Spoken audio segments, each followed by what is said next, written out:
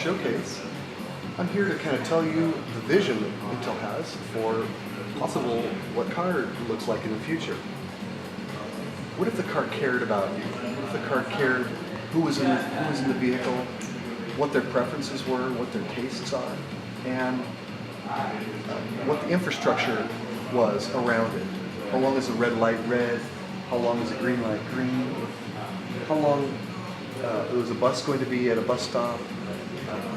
If the school children are going to cross the street across with a bus, if that bus is there, can I avoid it? What if the car could hear what was going on in the car and make determinations on what's being said and what's important and what's not important? What if the car could tell your emotional state and react accordingly? So these are just some quick examples of what the car of the future could potentially do. So let's start. In many big cities, people don't have their own car. They have a shared car. And in this case, we have Jenna Kruger's car, and this is a shared car. I'm going to approach this car and I need to use it. I need to borrow it. And so my phone is going to authenticate with this, and I'm going to authenticate. And all of my settings are going to go from my phone to the system, the car here. I can put my phone down, and I can get ready to go. So we'll start the engine. Now, first thing you notice is that the car already understands that it's a 35 speed limit here. When I approach a red light here, there's a countdown timer. It tells me how long is this light red. So I only have a few seconds left, and I can go ahead and go. Now I'm expecting an important email from my doctor, Dr. Michaels. I've not been feeling well, and I need to find out what the lab results are. She's taken some blood from me, and they're sending it to the lab. I'm hoping to get that result soon.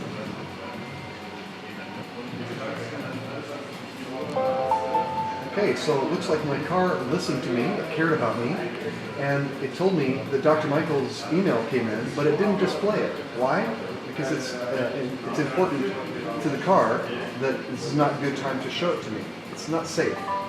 However, it did notice that there's a stoplight ahead, which probably indicates that there is an email time. I can look at that email carefully and read it there. So here we are at the red light. Looks like I have a few seconds to count down. Our lab results are in. Call for an appointment as soon as I can. Oh boy, now my emotional state has changed.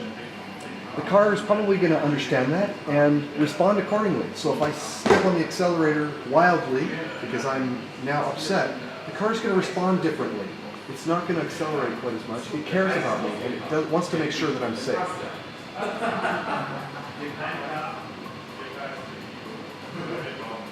So I can keep driving, and the car understands the infrastructure.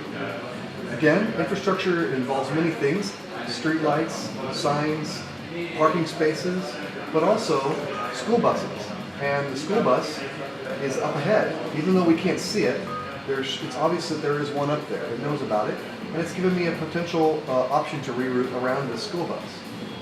Now I'm just going to keep going because I want to show you what happens when you get to the school bus. Now this school bus is communicating with the infrastructure also and notifying it that it's stopping. And so we're going to stop here and wait for the school bus because the infrastructure has notified my car that it stops. It cares about the school bus, it cares about the safety of the children and about the safety of those around. So we have to stop for that. Now we'll go ahead and go because the school bus is done.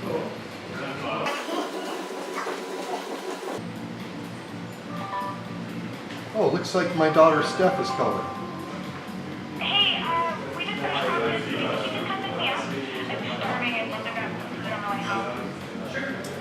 So now the car heard my daughter call. So A, the car knew it was my daughter. B, it heard that she's done with practice. And C, it also heard that she's very hungry. So the car will start to advise her where is a good spot where we can kind of meet together, somewhere that's convenient for both of us, but also starts to look in the background for someplace to eat, someplace that she knows is good, and someplace that she's been to before where she likes, and a place that's kind of convenient to where we are.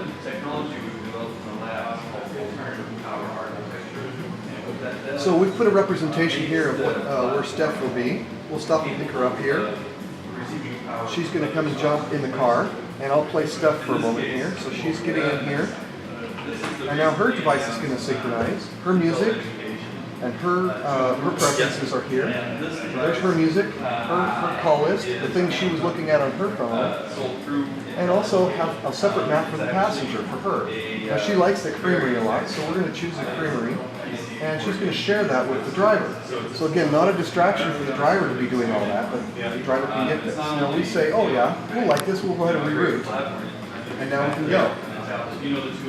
Now the car understands that this is not ours, this is not our car, it's Jenna's car.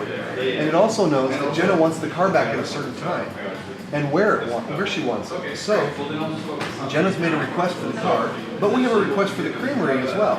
So both of those are coming in at the same time, kind of a competition for who gets the car to park where. And so it's going to make a determination of where the best parking spot is. Hey look, it made a determination. There's one that's free and one that's metered. It looks like the free one will work because Jenna is close by, evidently. So it selected the parking location.